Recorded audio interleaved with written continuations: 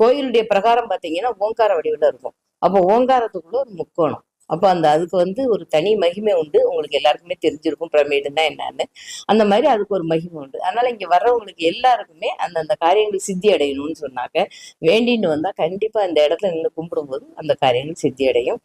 அவங்க பெரிய அளவுல வெற்றி பெற்று அவங்க வாழ்க்கையிலையும் நல்ல முன்னேறதுக்குள்ள வாய்ப்பு நிறைய இருக்கு.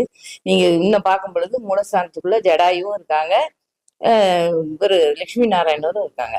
அப்புறம் தீர்த்தத்து மேல கோயில் கோபுரம் இருக்கு அப்படின்னு பார்த்தா இந்த ஒரு இடத்துலதான் இருக்கும். தீர்த்தத்து மேல கோயிலும் கோபுரமும் இருக்கு. அது மாதிரி சீத்தை லட்சுமி நாராயணரா அவதாரம் கொடுக்குறாரு இல்லையா? அப்ப மீதி எந்த இடத்துல போனாலும் லட்சுமி நாராயணர் பக்தர்களை பார்த்துக்கிட்டு இருப்பாங்க. இங்க மட்டும் சுவாமியை பார்த்துக்கிட்டு இருப்பாங்க. ஏன்னு சொன்னா அதாவது சீதை யாரையும் பார்க்க மாட்டாங்க இல்லையா? அப்படி இருக்கும் பொழுது நம்ம அவங்கள நம்மள மாதிரி பாக்குற மாதிரி இருந்தா